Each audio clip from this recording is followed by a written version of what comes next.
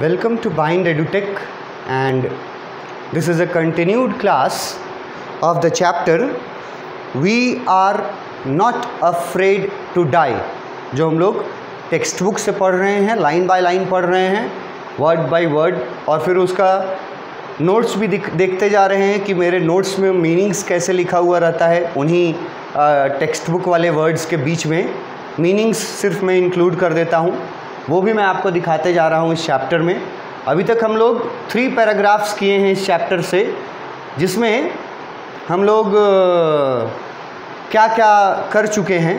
ऊपर के पैराग्राफ्स में हम लोगों का जर्नी शुरू, गॉर्डन कुक का जर्नी शुरू हो चुका है ना। मंथ और ईयर दिया हुआ था। उस जर्नी में कितने लोग थे, कौन सा बोट था, नाम क्या था बोट का, बोट किसने बनवाया था, बोट बनाने में किस चीज़ को ज़्यादा यूज़ किया गया था, वगैरह वगैरह। उसके बाद फर्स्ट जो पार्ट था, जिसको टेक्स्ट बुक में लिखा था first leg, first part of that journey of Gordon Cook with his family was completed from Britain to west coast of Africa in Cape Town। ये हम लोग पढ़ चुके हैं कि ये फर्स्ट पार्ट जो था, लेग वहाँ लिखा है टेक्स्ट बुक में, फर्स्ट लेग मीनिंग बता चुके हैं कि फर्स्ट पार्ट जर्नी का जो था वो था ब्रिटेन से लेकर के west coast of Africa, that is the city named Cape Town. वहाँ तक ये लोग पहुँचे थे अपने पहले पार्ट में, और यहाँ तक इनका जो सफ़र रहा था वो काफ़ी अच्छा रहा था। कोई प्रॉब्लम्स अभी तक नहीं आए थे इनके सफ़र में केप टाउन तक। और वहीं पर हम लोग को इनके सफ़र के पूरे जर्नी का टोटल कितना किलोमीटर का जर्नी करना था, ये भी हम लोग को वहाँ पता चला था। 1,05,000 किलोमीटर का जर्नी करना था इनको, ठीक है। और ये लोग केप टाउन पहुँचने के बाद वहाँ पे 2 और लोगों को अपने बोट पर शामिल करते हैं। वो 2 लोग कोई रिश्तेदार थे या नहीं थे, या कौन थे, या आप लोग सोचिए, पढ़े हैं आप लोग। वो 2 लोग कौन थे जिनको शामिल किया, ठीक है। और उन दोनों का नेशनलिटी भी हम लोग पढ़ चुके हैं, और उन दोनों को क्यों शामिल किया ये हमने अंत में डिस्कस किया था कि उन लोगों को शामिल करने के पीछे मेन मकसद क्या था। मेन मकसद था एक मुश्किल, दुनिया के सबसे मुश्किल सीज़ में से एक को उनको पार करना था, और वो था इंडियन ओशियन का सदर्न पार्ट, जो दुनिया का मोस्ट डेंजरस ओशियन सीज़ में से आता है।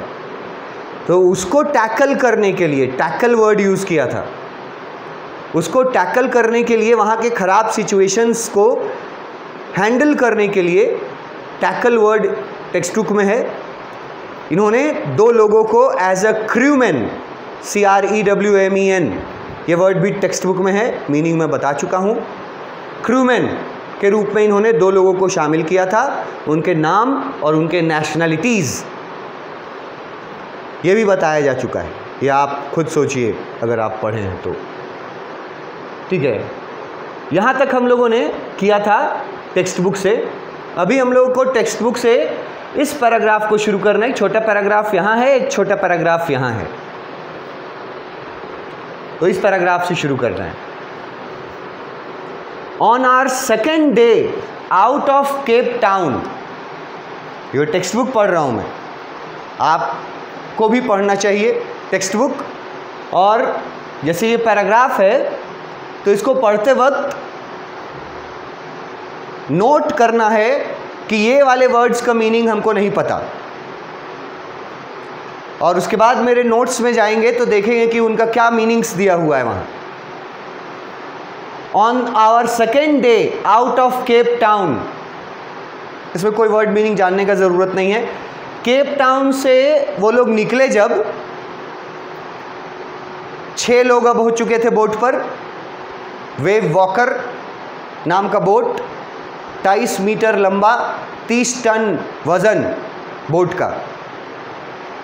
तो ये लोग निकले केप टाउन से आगे, और मैंने वहाँ पिछले प्रीवियस वीडियो में ये भी बताया था कि अगर आपसे ऑब्जेक्टिव क्वेश्चन में पूछ दे कि केप टाउन से उनका जर्नी किस दिशा की ओर था, ईस्ट, वेस्ट, नॉर्थ, साउथ दिशा पूछ दे, तो वहाँ पे लिखा हुआ था ईस्ट की ओर जाना था उनको, heading towards east.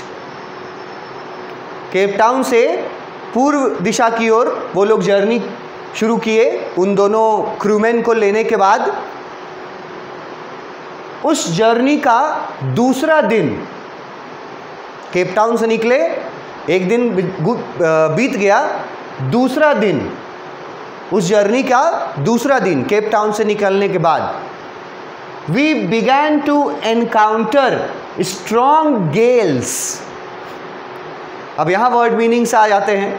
Encounter word का मतलब आपको पता होना चाहिए, और गेल्स वर्ड जो यूज़ किया है GALES, इसका मीनिंग आपको पता होना चाहिए।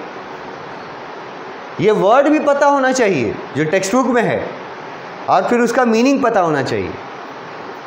तो टेक्स्ट बुक में ये वर्ड एक एनकाउंटर है, एक गेल्स है। सेंटेंस को आगे बढ़ाते हैं, इनका मीनिंग हम लोग देखेंगे कि कैसे मैं अपने नोट्स में देता हूँ आपको। For the next few weeks they blue continuously. इसमें कोई वर्ड मीनिंग का तो ज़रूरत नहीं है। अगले कुछ वीक्स के लिए ब्लू वर्ड जो दिख रहा है BLEW, ये ब्लो वर्ड से बना है, BLOW। ब्लो कंटिन्यूअसली, कंटिन्यूअसली मतलब लगातार, और ब्लो का मतलब होता है हवा चलना। तो अगले कुछ सप्ताह तक लगातार हवा चलती रही। गेल्स वर्ड फिर आ गया, इसका मीनिंग जानना है। Gales did not worry me. Gales से ऑथर को डर नहीं लग रहा था। गेल्स ऑथर के चिंता का कारण नहीं थे, but the size of the waves was alarming. लेकिन वेव्स मतलब समुद्री लहर, पानी का लहर, वेव्स का साइज, पानी के लहरों का जो साइज था, ऊंचाई था, उसको बोले हैं वॉज अलार्मिंग। वो बहुत चिंताजनक था। अलार्मिंग मतलब dangerous, giving warning. Waves, Gales एक वर्ड है जो कि इसके नरेटर के चिंता का विषय नहीं था, उससे ज़्यादा चिंता का विषय था the size of the waves, जो कि बहुत ऊंचा ऊंचा समुद्री लहर उठ रहा था, और उसका हाइट भी दिया है, वेव्स का साइज जो बोला 15 metres, up to 15 metres, 15 metre ऊंचा समुद्री लहर। लहर की ऊंचाई है 15 मीटर। मीटर बहुत होता है, आप सोच के देखोगे, 15 फीट नहीं है, 15 मीटर है। 1 मीटर, 2 मीटर, 3 मीटर, 5 मीटर का एक सारी होता है। उतना ऊंचा ऊंचा लहर, 15 मीटर ऊंचा लहर। ये लहर जो थी, लहर की जो ऊंचाई थी, जो साइज था 15 मीटर का, ये बहुत डेंजरस लग रहा था नरेटर गॉर्डन कुक को। As high as our main mast. अब यहाँ एक और वर्ड है जिसका मतलब आपको समझना पड़ेगा, मास्ट। पहले तो इसको पढ़ना सीखो, हिंदी में मस्त नहीं पढ़ देना इसको, मास्ट पढ़ेंगे इसको। अब इसका भी मीनिंग क्या होता है ये आपको जानना पड़ेगा, तब ना आप समझ पाइएगा। ऐसे टेक्स्ट बुक से जब पढ़िएगा ना तो आपको कुछ कुछ वर्ड्स मिलते हैं जिनका मीनिंग पता होने से आप फिर सेंटेंस का मतलब जान जाते हैं, अगर आप शुरू से उस चैप्टर का हिस्सा रहे हैं तो। Right from the introduction, lecture number 1, अगर आप वहाँ से हिस्सा रहे हैं तो आपको वर्ड मीनिंग्स बता देने के बाद आप कहानी जैसा चल रहा है उसके अनुसार आपको सेंटेंसेस का मैक्सिमम मतलब पता चल जाता है। जैसे इस पैराग्राफ में परेशान करेगा तुमको गेल्स वर्ड, इनकाउंटर वर्ड और अलार्मिंग वर्ड और मास्ट वर्ड। अब अगर इन वर्ड्स को आप जान लो तो आप आसानी से समझ जाओगे जो मैं अपने नोट्स में देता हूँ, यही वर्ड्स का मीनिंग है, पूरा टेक्स्ट बुक का पार्ट है। देखो, on our second day out of Cape Town we began to encounter.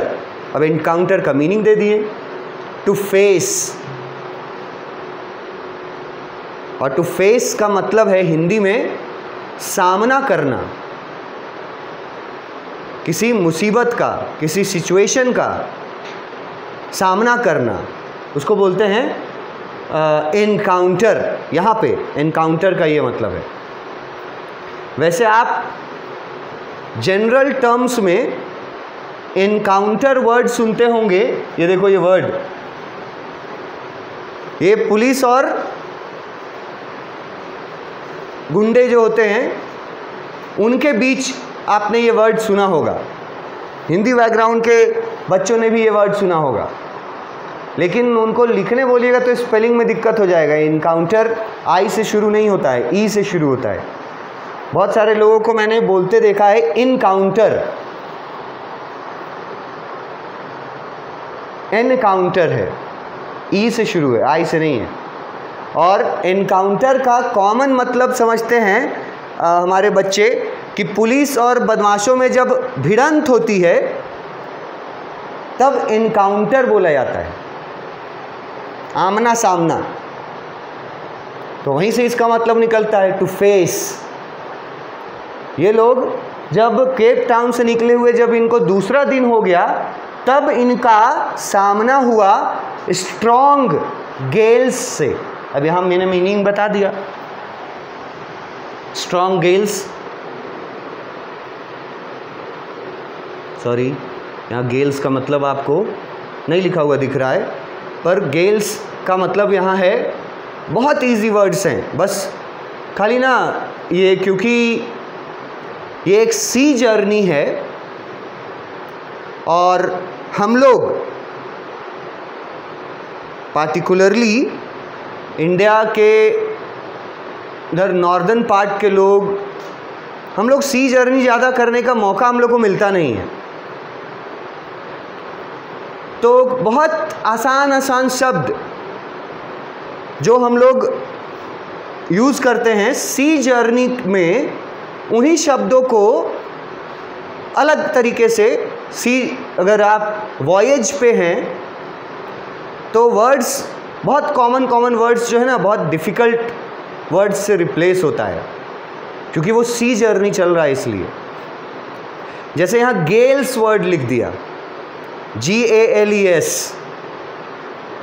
जबकि इसका आसान सा मतलब है विंड्स। विंड मतलब समझते हो ना, आंधी तूफान, उसी को विंड को ही गेल लिखा है यहाँ, क्योंकि समुद्र की जर्नी पे हैं तो वहाँ विंड नहीं बोला जाता, उनको गेल्स बोला जाता है। हम लोग जिसको आंधी तूफान कहते हैं।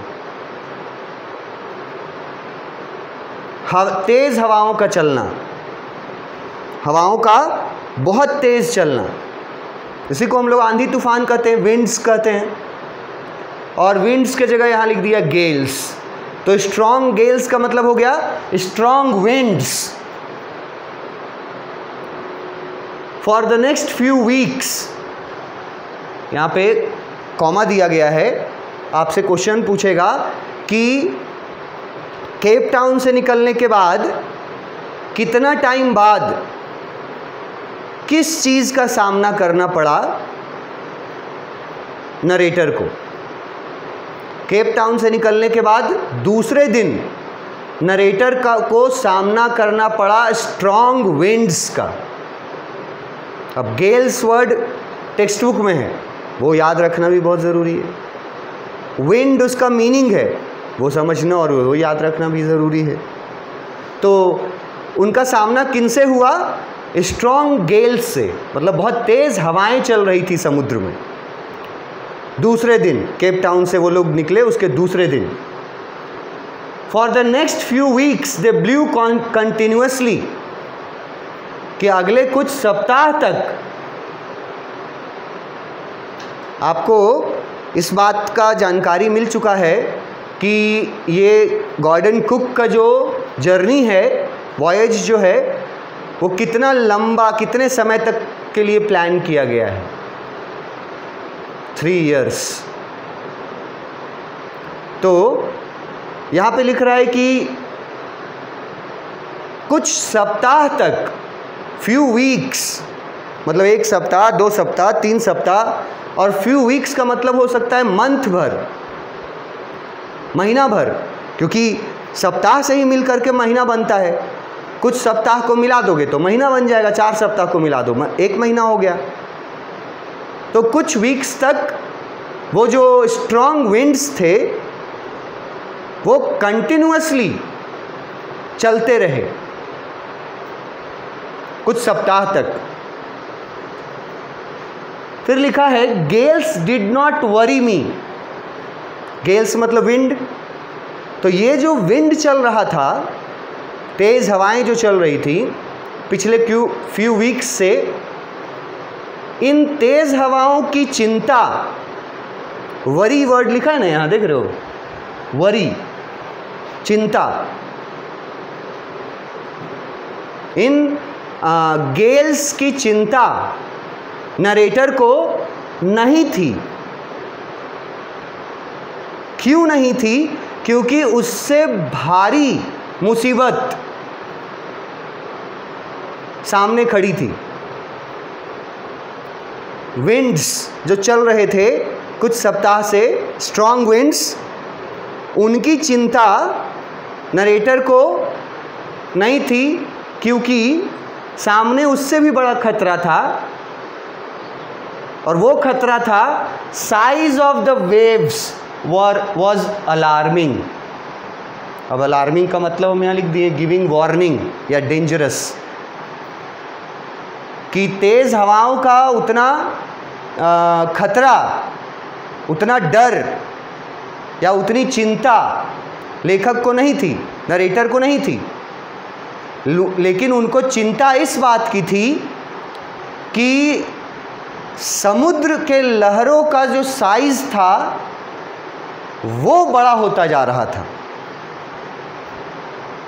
और कितना ऊंचा होते जा रहा था वो लिखा हुआ है, अप टू 15 मीटर्स। आपसे क्वेश्चन पूछेगा कि किस बात की चिंता नरेटर को नहीं थी और किस बात की चिंता उसको थी, ये पूछा जाएगा सीधा। किस बात की चिंता नरेटर को नहीं थी, किस बात की चिंता नरेटर को थी। तो जो स्ट्रॉन्ग विंड्स चल रहे थे, गेल्स, उनकी चिंता नरेटर को नहीं थी, बल्कि वो चिंतित था साइज ऑफ द वाटर, जो हमारा वेव्स जो बन रहा है, लहर, उस लहर के, समुद्री लहर के साइज को देख करके एक्चुअली में हमारे नरेटर चिंतित थे, क्योंकि वो बहुत ऊंची लहरें थी, बहुत ऊंची लहरें, अप टू 15 मीटर्स। और लास्ट में एक वर्ड जो मैंने आपको बोला था कि आपको पता होना चाहिए, मास्ट। इसको पढ़ना सीख लो और इसका मीनिंग जान लो। समुद्र के जर्नी में समुद्र जो जहाज होता है, जो बोट होता है, उसका एक सबसे इम्पॉर्टेंट पार्ट में से एक पार्ट का नाम है मास्ट। मतलब बोट में या शिप में बहुत सारे पार्ट्स होते हैं, उन सभी पार्ट्सों में से जो एक सबसे इम्पॉर्टेंट पार्ट है उसको हम लोग मास्ट बोलते हैं। अब जैसा मैं पहले भी बोल चुका हूँ कि हम लोग को क्योंकि ज़्यादा सी जर्नी करने का एक्सपीरियंस नहीं मिल पाया, हम लोग जिस पार्ट में रहते हैं, इसलिए हम लोग के लिए ये वर्ड्स नए हैं, मास्ट, ठीक है। अदरवाइज़ ये वर्ड्स उन लोगों के लिए बिल्कुल नया नहीं है जो लोग समुद्री यात्रा या पानी से, जहाज़ से, शिप से या बोट से यात्रा करता है, उनके लिए मास्ट वर्ड बहुत कॉमन है। उतना ही कॉमन जितना अगर तुम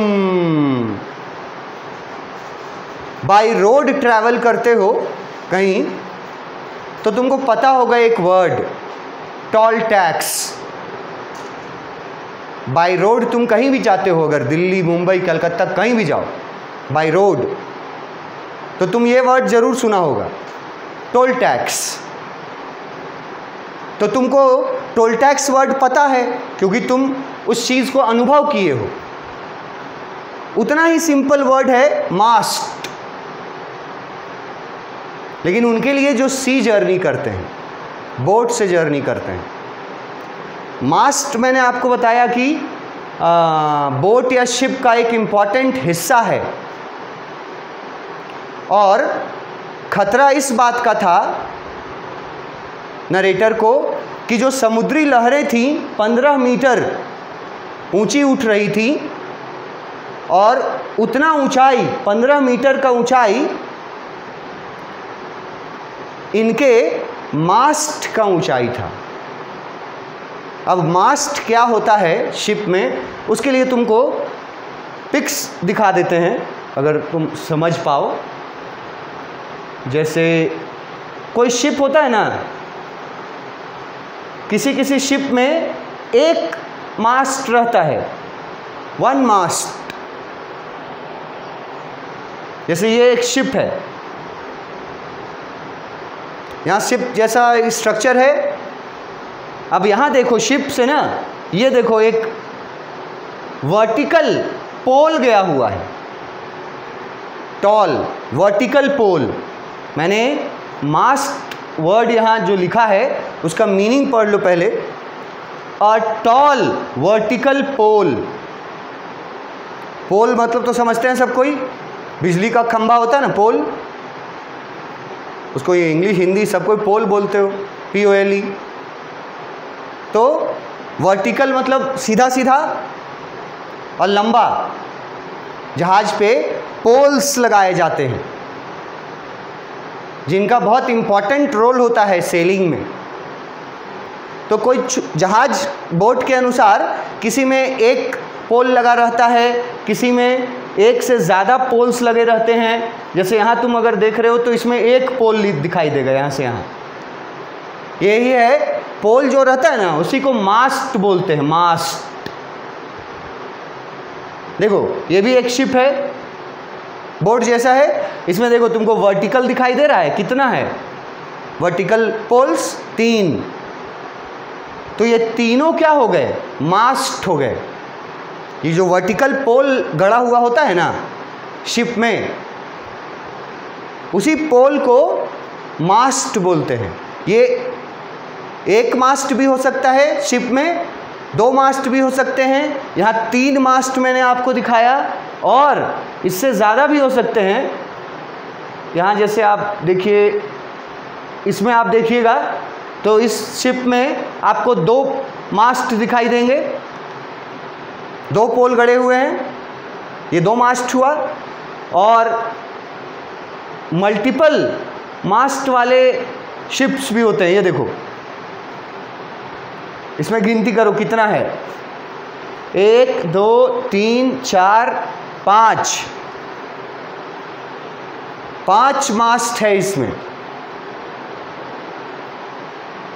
तो मास्ट मतलब तुम समझ गया होगा, कम से कम अंदाज़ा लगा लिया कि नाव में या शिप में जो वर्टिकल पोल गड़ा हुआ होता है उसी को, पोल को मास्ट बोलते हैं। 1 मास्ट भी हो सकता है, 2 मास्ट भी हो सकते हैं, 3 भी हो सकते हैं, मल्टीपल्स भी हो सकते हैं मास्ट, और इनका नाम फिर अलग अलग हो जाता है, हर मास्ट का अलग नाम। इसका फोर मास्ट, इसका मेन मास्ट, इसका मिडिल मास्ट, इसका मिजन मास्ट, इसका जिगर मास्ट, नाम अलग अलग हो जाता है। पर तुमको इतना गहराई में नहीं जाना है, तुमको सिर्फ ये समझना है, टेक्स्ट बुक में आए मेन मास्ट, जो इनके बोट शिप वेव वॉकर पे जो मेन वाला पोल था 15 मीटर ऊंचाई, उस ऊंचाई तक की समुद्र की लहरें उठ रही थी, और वो समुद्र की लहरें अलार्मिंग थी। अलार्मिंग का मतलब गिविंग वार्निंग, वो समुद्र की लहरें चेतावनी दे रही थी, और इस बात से चिंतित था हमारा नरेटर गॉर्डन कुक। तो यहाँ से ये पैराग्राफ हम लोग का कंप्लीट हुआ मास्ट तक। इसके आगे नेक्स्ट क्लास में देखते हैं। Thank you.